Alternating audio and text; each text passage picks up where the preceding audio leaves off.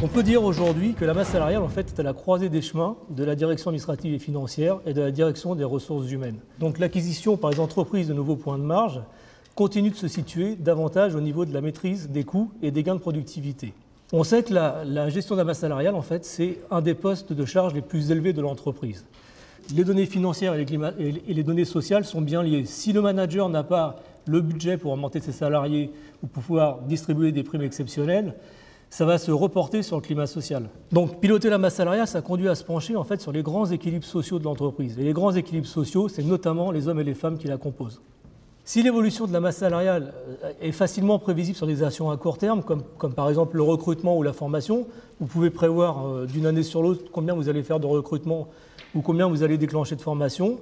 Elle est également affectée par des éléments plus structurels comme l'effet de Noria. Donc pour transformer la masse salariale en véritable levier de performance, il convient donc d'en maîtriser durablement la complexité, qu'elle soit organisationnelle ou réglementaire, métier et système. Donc une fois que vous avez défini comment la masse salariale contribuera à la performance de l'entreprise, il convient pour la DAF et la DRH de construire les scénarios de pilotage autour de différents modèles d'analyse et d'autres indicateurs. Donc chacune de ces directions vont travailler bien sûr sur les données qui lui sont propres. La direction administrative et financière va travailler sur des données de finances et la direction des ressources humaines va travailler sur des données sociales. Mais ceci dit, il y aura un impact sur chaque donnée, c'est-à-dire les données de l'une auront toujours un impact sur les données de l'autre. Donc on voit bien qu'en réconciliant les fonctions autour du pilotage de la masse salariale, la direction administrative et financière et la direction des ressources humaines contribueront ensemble à une organisation pertinente de l'entreprise et donc à la rationalisation des coûts. C'est la raison pour laquelle en fait, le dispositif global de pilotage de la masse salariale doit reposer sur des outils performants. Il faut aussi que les outils soient transverses et offrent des fonctionnalités évoluées d'analyse pour servir aussi bien les données administratives et financières que les données de ressources humaines.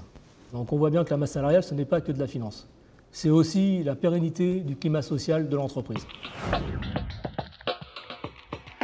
Les retraites des retraités d'aujourd'hui sont financées par les cotisations payées par les actifs d'aujourd'hui. Donc ces systèmes de retraite par répartition, elles ont comme moteur, comme gage, la démographie.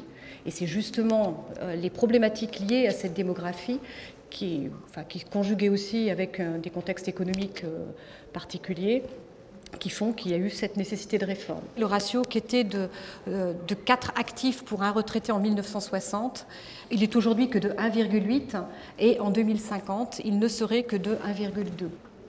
Donc cette nécessité de réforme fait vraiment sens. Ici, ce n'est pas simplement le régime de base qui est montré dans ces déficits, mais l'intégralité des systèmes de retraite. La loi Woerth a confirmé la convergence des régimes publics et privés. Sans doute, vous le savez, hein, le gros point de la loi Woerth, c'est de décaler de 2 ans l'âge d'ouverture des droits à la retraite. Et la deuxième grande caractéristique, enfin le deuxième point majeur de cette réforme sur les âges de départ en retraite, c'est l'âge de taux plein, qui lui aussi est particulièrement important, je dirais presque même plus important. C'est ce décalage de l'âge taux plein, ça veut dire que jusqu'à présent, une personne, même si elle n'avait pas la totalité de ses trimestres, avait la possibilité de liquider à taux plein à l'âge de 65 ans, sa retraite de base. Avec la loi Woerth, ce ne sera plus possible, cet âge sera lui aussi progressivement décalé de 65 ans à 67 ans. Il y a eu une reconduction de la possibilité de départ anticipé pour carrière longue. Là, on vise des départs qui peuvent avoir lieu même avant l'âge de 60 ans. Et donc là, il y a reconduction de ces dispositifs, mais avec un durcissement, je dirais, pour tenir compte du fait que maintenant, ça devrait partir avant 62 ans qui devrait être un départ anticipé et non plus partir avant l'âge de 60 ans. Ça va tenir compte de la durée d'assurance, de la durée cotisée, de l'âge de début d'activité, mais aussi de la génération de la personne. Dans la loi Woerth, il y a eu deux volets sur l'emploi des seniors, deux volets très simples sur ce sujet-là. La reconduction de la retraite progressive. Je ne sais pas si vous savez ce que c'est que la retraite progressive, c'est la possibilité qui est offerte aux salariés de partir progressivement en retraite. Ce n'est pas du cumul emploi-retraite, c'est qu'il va pouvoir partir en retraite à un âge donné, percevoir une pension retraite partielle et travailler à temps partiel. Et ensuite, il y aura une liquidation définitive de sa retraite. Donc en gros, pendant cette période où il est en retraite progressive, il continue à acquérir des droits à retraite. Donc c'est intéressant pour lui, ça peut être également intéressant pour l'entreprise. Donc cette retraite progressive, son principe a été reconduit dans la loi Woerth. Et ce qui est intéressant, c'est que cette possibilité de recourir à la retraite progressive, elle vient d'être acceptée également par les régimes complémentaires. Et ils ont également accepté, dans une circulaire qui a été diffusée le 10 janvier, d'autoriser les salariés qui sont à temps partiel à cotiser sur un temps plein. Dernier point sur la réforme des retraites, c'est la convergence des régimes. C'est la volonté de faire converger le régime du public et le régime du privé vers les mêmes paramètres. Depuis 2003, il y a un allongement de la durée de cotisation entre public et privé. La nouveauté apportée par la loi Woerth, c'est un accroissement du taux de cotisation. Donc là, on va avoir, alors qu'on était à 7,85 de cotisation, on va passer à 10,55 sur 10 ans. Donc ça aussi, c'est un effet important. Plein de postes clés vont partir à la retraite. Ne perdez pas de vue le chiffre qu'on vous annonçait tout à l'heure, entre 600 et 700 000 départs à la retraite chaque année pendant 4-5 ans. Donc il y aura fatalement des postes clés d'entreprise qui vont être touchés. Donc la GPEC, pourquoi? Déjà parce qu'elle est obligatoire pour les sociétés de plus de 300 salariés depuis 2005. Donc on sait aujourd'hui que peu de sociétés l'ont mise en place, mais il va quand même falloir se pencher dessus, surtout avec les problématiques notamment de la réforme des retraites.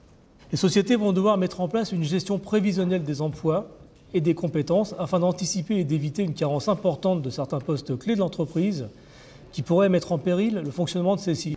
Et puis elle permet aussi une meilleure maîtrise des changements technologiques et économiques, une meilleure anticipation de l'adaptation des compétences aux emplois. Bref, le tout, ça vous donne une meilleure gestion des carrières. Une meilleure gestion des carrières, ça va aussi aller impacter le climat social de votre entreprise et ça aura aussi un impact obligatoire sur la masse salariale. Donc vous voyez bien que ces trois sujets sont vraiment liés les uns aux autres. Pour déployer une GPEC, vous devez avoir trois objectifs prioritaires. Le premier objectif, c'est anticiper l'évolution des métiers. Je vais vous donner un exemple très simple. Le métier de gestionnaire de paye, il y a 40 ans, se faisait via du carbone à la main. Aujourd'hui, le gestionnaire de paye va travailler sur un logiciel informatique.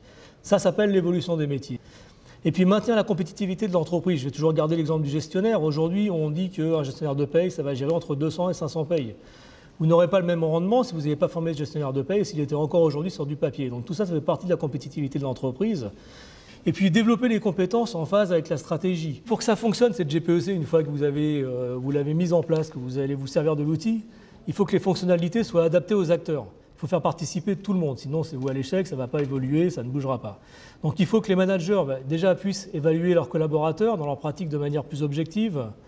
Il faut aussi que les managers puissent situer le niveau de compétence de leurs collaborateurs ou de leur équipe par rapport aux attendus et proposer des actions de développement. Donc plus on va intéresser le collaborateur sur son métier, plus on va le faire progresser, plus on a des chances que le collaborateur reste au sein de la société. Et puis la direction, c'est le point déclencheur de cette GPEC. Une fois que l'ARH a mis en place cette GPEC, une fois qu'elle est acquise par les différents acteurs, il faut que tous les ans, la direction donne la stratégie, où elle souhaite aller, quelles compétences elle souhaite développer pour pouvoir aller là où elle le souhaite. Si vous avez besoin, par exemple, d'avoir une démo plus sur la formation ou plus sur la GPEC, on est ouvert à tout ça. Donc c'est sur le stand Sage, bien sûr. Eh bien, merci beaucoup. Merci.